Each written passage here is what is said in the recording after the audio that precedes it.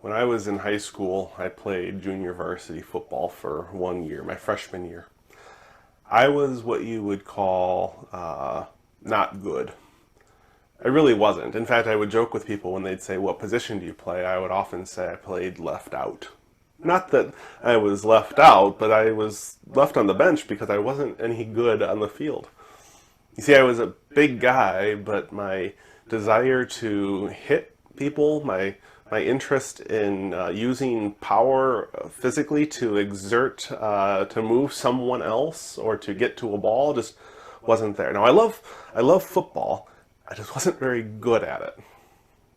Sometimes that's the case.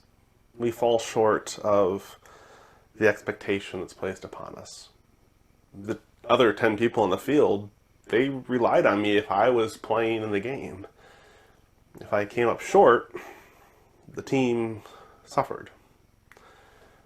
Sometimes it feels like that in our faith too, in our journey of faith as Christians.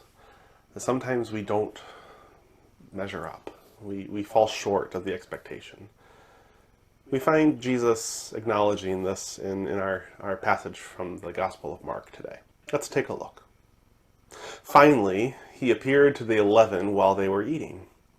Jesus criticized their unbelief and stubbornness because they didn't believe those who saw him after he was raised up.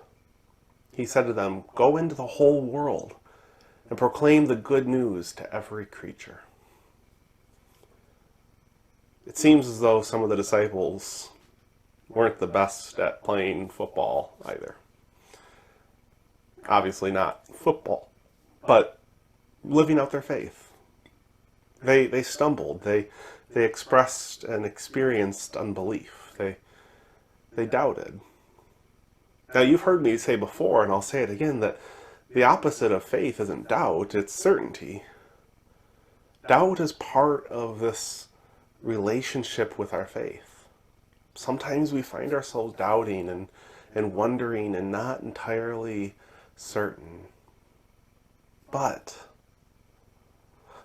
notice what Jesus does here. Jesus still sends them out. Jesus doesn't say, "You have been unbelieving and doubting, and so you need to go take a seat on the bench." Jesus sends them out. Jesus still can use those. Jesus can still work through those. And still calls his disciples, those who fall short. And so the next time you fall short of God's expectations of how you will be and what you will do as a person of faith, remember, you are still on Jesus' starting lineup. Jesus still wants you and calls you his disciple. That has not changed. And so may we rediscover our faith. May we believe again. And may we remember that when we fall, Jesus picks us up. Amen.